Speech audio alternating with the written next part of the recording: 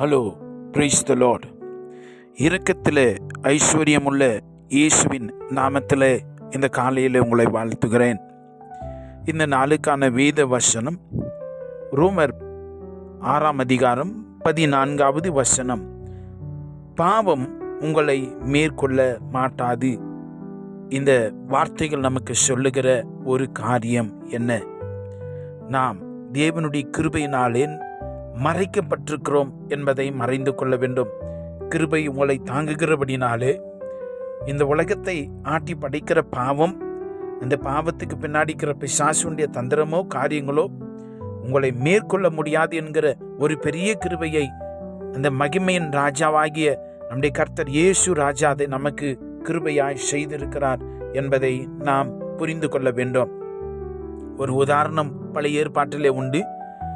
யோசுவா 7 அதிகாரத்திலே நீங்கள் பார்ப்பீர்கள் என்று சொன்னால், அங்கே ஆயி பட்டணத்திலே கர்த்தருடைய பிள்ளைகள் அங்கே தோல்வியை சந்திக்கிறதை பார்க்கலாம். ஆனால் தேவன் மறுபடியுமாய் அதே தோல்வியை சந்தித்த ஆயி பட்டணத்துக்கே நீங்கள் போங்கள் என்று சொல்லுகிறதை பார்க்கிறோம். 8 அதிகாரத்திலே நீங்கள் வாசிப்பீர்கள் என்று சொன்னால், ஜெயத்தை நோக்கி செல்வதற்காக தோல்வி அடைந்ததை மேற்கொள்ள வேண்டும் என்பதை கர்த்தர் அறிந்திருந்தார்.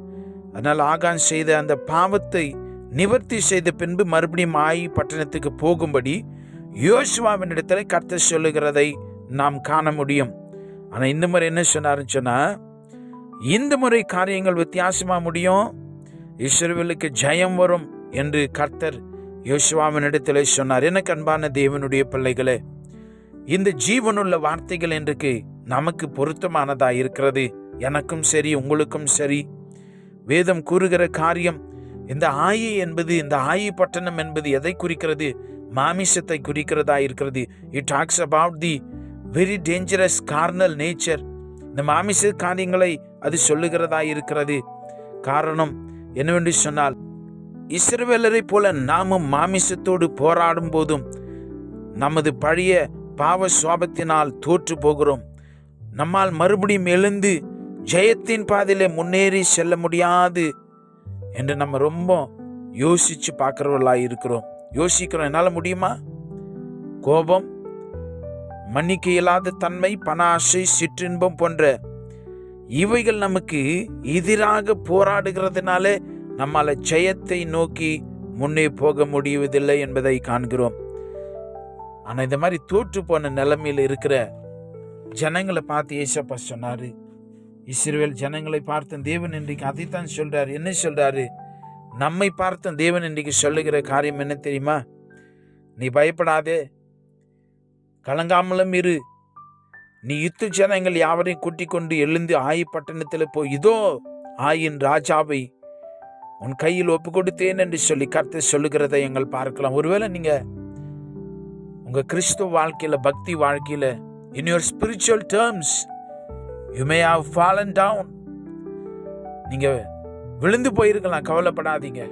ஏசப்பா சொல்றார், கிருபை உன் மேல இருக்கிறதுனால எதுவும் ஒன்று மேற்கொள்ள முடியாது. பாவம், இன்க்ளூடிங் பாவம், உங்களை மேற்கொள்ள முடியாது என்று தேவன் சொல்லுகிறதை பார்க்கிறோம்.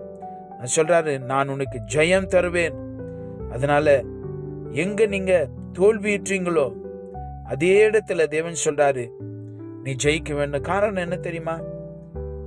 தேவனாகி கர்த்தர் நம்முடைய ஆத்துமாக்களை இந்த உலகத்தின் பாதையில நடப்பதற்கும், நம்ம தோற்று போகிறதற்கும், மாமிசத்தோடு போராடுவதற்காக நம்மளை ரட்சிக்கல. அதுக்கு மேலாய் நாம் ஜெயத்தின் பாதையிலே நடந்து அந்த ஜெய கிறிஸ்துவை இந்த உலகம் அறிய செய்வதற்காகவே தேவன் நம்மை படைத்திருக்கிறார் என்பதை தெரிந்து கொள்ள வேண்டும். ரோமர் 6:14 சொல்லுகிறபடி, தேவனாகிய கர்த்தர் நமக்கு முன்னாடி அவைகளை வெற்றி சிறந்திருக்கிறார். ஆண்டவர் இயேசுவின் மூலம் நமக்கு அது சொந்தமாகிறது. நம் வாழ்வை தோல்வின் வாழ்வாக்கி வீணாக்காமல் நாம் ஆயை பதிங்கிருந்து தாக்கி அதன் மேல் ஜெயம் பெற்று வெற்றி நடை போட வேண்டும். ஒருவேளை இன்றைக்கு நீங்க you have not settled the sin problem, sin nature, இந்த ஆயி பட்டணத்தை நீங்க டீல் பண்ற வரைக்கும் உங்களுக்கு blessing நீங்க பார்க்க முடியாது. You cannot experience the blessing. You cannot see the blessings through your eyes. You cannot experience the revelation in your spirit. ஆவிக்குரிய வாழ்க்கையில உங்க ஆசீர்வாதத்தை உங்களால் பார்க்க முடியாது. ஆயை செட்டில் பண்ணுங்க. அது எதுவா இருக்கட்டும், நீங்க அதை செட்டில் பண்ணுங்க. இந்த பாவத்தை விட கிருபை ரொம்ப பெரிதா இருக்கிறது. அந்த கிருபை உங்களை தாங்குகிறது. அருமையான தெய்வ பிள்ளைகளே, இட் மே பி ஸ்மால். இன்னைக்கு நீங்க அந்த பரிசுத்த ஆவியானவருக்குள்ள நடத்தப்படாதபடினாலே உங்க ஆசீர்வாதம் தூர போயிட்டே இருக்குது. அப்ப சொல்ற, நான் கிருபை உங்களை தாங்குது. நீங்க எங்க தோற்று பண்ணீங்களோ அங்கவே நான் உங்களை வைத்து ஜெயிக்க வைக்க விரும்புகிறேன். அப்பா சொல்ற, நீங்க போங்க, நீங்க ஜெயிப்பீங்க. கர்த்தர் உங்களுக்கு இந்த வார்த்தையை சொல்லுகிறார். ஒருவேளை நீங்க உங்க ஆசீர்வாதம் எனக்கு கிடைக்க மாட்டேங்குது அப்படின்னு சொன்னா, பரிசுத்த ஆவியானவரிடத்துல பேசுங்க. அப்பா, எனக்கு வர வேண்டிய நன்மை ஆசீர்வாதத்தை எதனால் எனக்கு தடைப்படுகிறது? அவர் உங்களுக்கு விலக்கி காட்டுவார், உங்களோடு பேசுவார், உங்களை வழி நடத்துவார். You want you to become sustained in the grace of God. அந்த கிருபை தாங்கிறதுல, அந்த அனுபவத்துல நீங்க நடக்க வேண்டும். கிருபை இல்லாத, பலன் இல்லாத, தோற்று பண்ண நிலைமையில தேவன் இருக்க வாழ உங்களை அனுமதிக்க விரும்பவில்லை.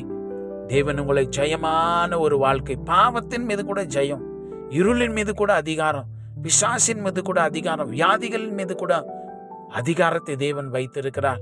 அது எல்லாம் முதலாவது இந்த ஃபர்ஸ்ட் ப்ரையாரிட்டியா இந்த மாமிசத்தை டீல் பண்ணுங்க. மாமிசக்குரிய காரியங்கள் எல்லாவற்றையும், அந்த அவயங்களை அழித்து போடுங்கள். நீங்க ஜெயத்தை காண்பீர்கள். நாம் ஜெபிக்கலாம்.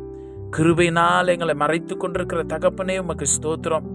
உடைய மேலான கிருபைகளை தாங்குகிறதுக்காய் நன்றி. இந்த வார்த்தைகளை கேட்டுக்கொண்டிருக்கிற பிள்ளைகள் ஒவ்வொருடைய வாழ்க்கையிலும் ராஜா, இவர்கள் பட்டணமாகிய அந்த மாமிசத்தை இவர்கள் ஜெயிக்கவும் முறியடிக்கவும் கர்த்தர் இந்த நாளிலே புதிய கிருபைகளை தாரும். உடைய பிள்ளைகள் மறுபடியும் விழுந்து போகக்கூடாது, பலனற்றவர்களாய் வாழக்கூடாது. நீர் ஜெயம் கொண்டவர்களாய் வாழவே இவர்களை ரட்சித்திருக்கிறீரே.